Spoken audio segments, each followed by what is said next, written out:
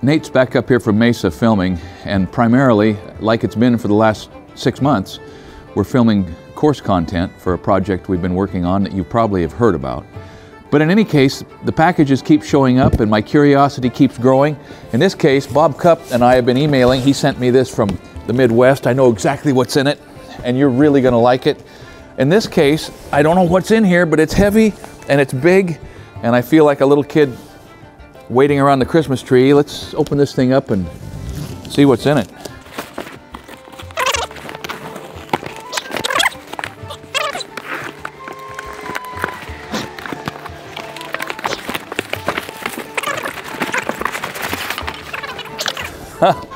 Let's see.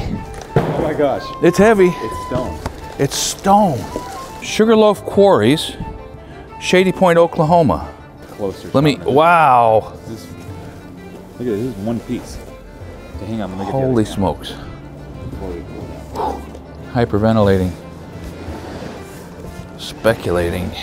Holy smokes, man. My name's William Reeves, and I'm a stone cutter from Poteau, P-O-T-A-U, Poteau, Oklahoma. We do countertops, dimensional and custom stonework. Enclosed is a St. Clair limestone vessel sink that we made, and I'd be thrilled if you found a spot for it in the Spec house.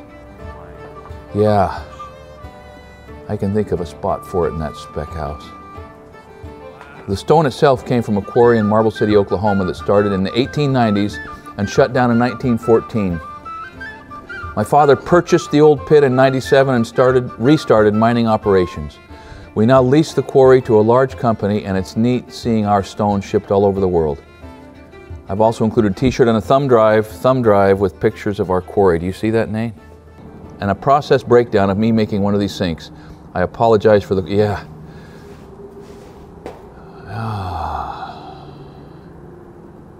Primarily excited about the Spec house, as I may have guessed. Wow, and he started a little YouTube channel. I emphasize little. I get excited to get 100 views. In the next few months, I plan to be building my own house for my growing family. One son with another on the way. Way to go, man. Way to go. Life's about to get way better and way more complicated. Email any questions about the sink. The base cabinet for a vessel sink should be shorter than standard vanity so the user isn't having to reach too high. Yes, yes, yes. PPPS. Just saw the latest episode. Hope you don't mind another sink. Man, William, thank you. Thank you. What's the name of your YouTube channel? We're going to hunt you up. We're going to look around Sugarloaf Quarry and Stonework and William Reeves and see what we can find. This is a gorgeous limestone vessel sink. Yeah, I've never seen a sink as elegant as that. Elegant's the only word. There's no word but elegant. Yeah, this will go. This will go in a Spec house. I mean, it's going to be just... William, salute. Thank you. Gorgeous. There's definitely a place in the Spec house for something like this. In fact, we may have to sort of lift the whole game on that house to support something as gorgeous as this. So from Nathan and Violet Howard, having recognized that Patreon really takes a serious percentage out of a $1 per month gift, which we appreciate, they decided to send 2 years worth all at once. Thank you very much. All right, next we have a letter including pictures of anvils. Gotta love that. Joe Brewer, Morgantown, Indiana. His mouse hole actually stamped Hadfield and Sanderson, and a Farrier's anvil mounted on the back of his pickup. That's perfect. Thanks, Joe. From Kevin Yeager, Marion, New York. Hello, and hello to you. And he brings up an excellent point. He thought that we hadn't been putting out videos for a while, but I think what happened is that somehow YouTube shut off your notification button. I don't know how they do that, but I've heard from a lot of people that they're not being notified when a video comes up, so you can always click that if you would like. Thanks a million, Kevin. A project idea, Dave Harrison. And it's a beautiful project. It's a way to spring-load a mailbox so when the mean kids drive by and throw a 2x4 at it or somebody runs off the road and slams your mailbox, it just rotates on a coil spring, an automotive coil spring, and comes right back up so the mail lady won't miss a lick when she gets there 20 minutes later. I think it's a great idea. We'll post this picture because a lot of people in rural America have that problem. Pretty bright. Now look at this beautiful thing. This is a beautiful thing. From Terrence Walton, Lansdale, Pennsylvania. he sends me this beautiful, unmistakably old piece of woodwork. He got it years ago, he said, at about 30 years ago at a yard sale. The guy he bought it from thought it was some kind of a carpenter's test. Well, it would test a carpenter. It's not exactly a Chinese puzzle, but it goes together sort of like a puzzle would. It's a series of dovetails in miters. And this seems to be the key piece so that it can be assembled and disassembled. And so these sliding dovetails enable these corners to lock together. He said, never had the nerve to take it apart. Whoops. He worked in the trades as a plumber. That's all right. Plumbers are a lot smarter than I am, and my happiness depends on them lots. So, you know, it just staggers the imagination to think about chiseling and cutting that out of redwood. This is redwood, I believe. And I wouldn't want to wait very long before I put it back together, and I certainly wouldn't want to let my grandkids play with it while it's apart, because maybe he was right and it should not have been taken apart. Now let's start another corner, should we? These appear to have been made out of a different piece of wood. There does not seem to be any sort of a continuous progression of growth rings or grain orientation, but it's all clear. That might be cedar, I don't know, but it's old and it's neat. Terrence Walton, I thank you very much. Bob Cupp, now's the moment. He and I have been going back and forth about this. He got this at an auction online for an amount that he thought was a bargain, which he never divulged to me. We will post the information, I think, to Bob's outfit. He's got a nonprofit. I'm going to start on the bottom, I think.